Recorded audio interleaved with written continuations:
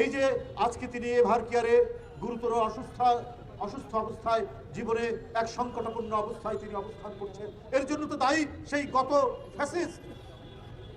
তার মতো একজন মহিলা যার কিছুই প্রমাণ করতে পারেনি, তাকে কারাগারের মধ্যে, সে কারাগার নতুন কোনো কারাগার বা বিল্ডিং ভবন সেখানে ছিল না, 200 বছরের প্রাচীন কারাগার, সিমেন্ট খুলে পড়ে, ছাদ থেকে বালি খসে পড়ে, তার কেবল চোখে অপারেশন হয়েছে, ওই চোখের মধ্যে ওই বালিগুলা পরে, নিপীড়ন নির্যাতনের কত মাত্রা, কত ভয়াবহ ডাইমেনশন আমরা সেদিন দেখেছি, যেটা বেগম জিয়ার উপর ঘটানো হয়েছিল সেই ফ্যাসিবাদী সরকার হাসিনা সরকারের কাছ থেকে।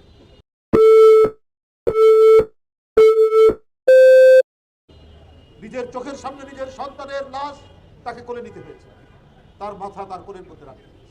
আরেক বড় সন্তান তাকে এই তাদেরই আন্দোলনের ফসল নির্যাতন করে আজকে দীর্ঘদিন তিনি দেশের বাইরে অবস্থান করছেন। এত বেদনা, এত শোক, এত ব্যথা, এত দুঃখ নিজের হৃদয়ের মধ্যে ধারণ করে তিনি শুধুমাত্র তার হৃদয়ের মর্মমূলে, তার সমস্ত কর্মকাণ্ডের মর্মস্থলে ছিল দেশপ্রেম, দেশের জনগণ, দেশের মানুষ, স্বাধীনতা, সার্বভৌমত্ব, গণতন্ত্র। মানুষের পক্ষে কাজ করলে আল্লাহ যেন অনেক পরীক্ষা নিরীক্ষা, অনেক কিছুর মধ্যেও তাকে সম্মান দান করেন। এটা দুনিয়াতে তার প্রমাণ দেখলাম। কি প্রবল প্রতিপত্তিশালী গত প্রধানমন্ত্রী, তার কথায় এক ঘাটে বাঘ এবং বকরিতে পানি খায়, এইরকম অবস্থা তৈরি করেছে। মানুষের টাকা লুণ্ঠন করে, ব্যাংকের টাকা পাচার করে, এবং যখন যেটা মনে করেছে সেইটা তিনি করেছেন। আর কেউ যাতে তার বিরুদ্ধে টু শব্দ করতে না পারে, এই কারণে বিরোধী দলের নেতা, সে দেশনেত্রী বেগম জিয়া থেকে শুরু করে একেবারে গ্রাম অঞ্চলের বাঁশের ঝাড়ের মধ্যে জীবনযাপন করে এইরকম মানুষকেও কারাগারের মধ্যে দিনের পর দিন কাটাতে হয়েছে। আল্লাহর অশেষ রহমত। আজকে দেখুন, শুধু বিএনপি নয়, বিএনপির যে অঙ্গ সংগঠন, যুবদল, ছাত্রদল, স্বেচ্ছাসেবক দল সারা নয়, আজকে দল মত নির্বিশেষে সবাই আল্লাহ রাব্বুল আলামিনের কাছে মোনাজাত করছে দেশনেত্রী বেগম খালেদা জিয়ার সুস্থতা কামনায়। এমনকি যারা বিএনপির অনেকেই সমালোচনা করতেন, তারা দেশনেত্রী বেগম খালেদা জিয়ার প্রতি গভীর শ্রদ্ধা প্রদর্শন করে তার দীর্ঘায়ু কামনা করছেন, সুস্থতা কামনা করছেন। এটা নিয়েই তিনি বেঁচে ছিলেন। কত চেষ্টা করেছে হাসিনা এবং তার লোকেরা, মঈনুদ্দিন ফখরুদ্দিন।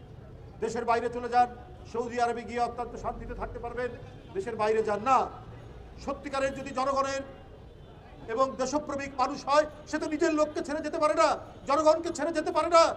এদেশের স্বাধীনতাকে অরক্ষিত রেখে, এদেশের সার্বভৌমত্বকে দুর্বল রেখে তিনি তো যেতে পারেন না।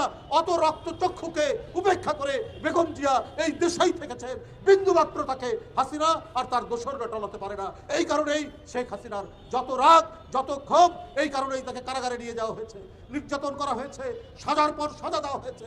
তবুও মানুষের প্রতি তার অঙ্গীকার থেকে তাকে টলানো যায়নি। যেমন হোসেন মোহাম্মদের সাথেও তাকে টলাতে পারেনি।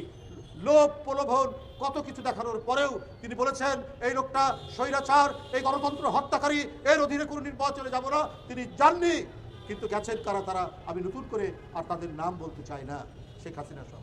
যাই হোক, আজকে তার এই জীবন সংকট মুহূর্তে আমি কারো সমালোচনা করতে চাই না, আমি অতীত কথা বলতে চাই না।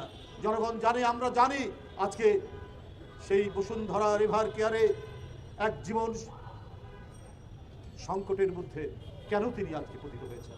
তাকে তো আমরা সুস্থ দেখলাম, তাকে তো দেখলাম তিনি হাঁটতে হাঁটতে, যখন পুলিশ তাকে জেল গেটের সামনে রাখলো, তিনি হাঁটতে হাঁটতে কারাগারের মধ্যে চলে গেলেন। অথচ সেই মহিলাই হুইল চেয়ারে করে বেরোচ্ছেন। যেদিন তাকে কারাগার থেকে বের করে তাকে ছাড়া হয়নি, তাকে মুক্তি দেওয়া হয়নি, করোনার সময় তাকে গৃহবন্দী করে তার বাসায় রাখা হলো। 5ই আগস্টের দিন রাত্রে তার মুক্তি হলো। বন্ধুরা আমার, আজকে এইভাবেই আল্লাহ সত্যিকার অর্থে সৎ মানুষকে, ন্যায়পরায়ণ মানুষকে, যিনি ইনসাফ নিয়ে চলেন, তাকে পুরস্কৃত করেন। আজকে এই দেশেই, এই মাটিতেই এই গোটা জাতি আজকে তার জন্য দোয়া করছে। গোটা জাতি আজকে বেদনা হতো গোটা জাতি আজকে মর্মাহত, তার আশু সুস্থতা কামনায় যাতে তাড়াতাড়ি তিনি সুস্থ হয়ে ওঠেন। আমরা সবাই এখানে যারা উপস্থিত আছি এবং এখানে আমাদের মিডিয়ার ভাইরা, তাদের মাধ্যমেও জনগণ সবার কাছে আমরা কামনা করছি তারা যেন কায় মনোবাক্যে আল্লাহর কাছে প্রার্থনা করেন যাতে তিনি সুস্থ হয়ে ওঠেন। কারণ জনগণের কণ্ঠস্বর, মানুষের কণ্ঠস্বর আল্লাহর দরবারে দ্রুত পৌঁছায়। জানের বদলে আরেকটি জানের সুস্থ হয়ে ওঠা, এই মানে ইসলামের এই নীতি নিয়ে জাতীয়তাবাদী যুবদল আজকে 30টি ছাগল কোরবানি দিয়েছেন।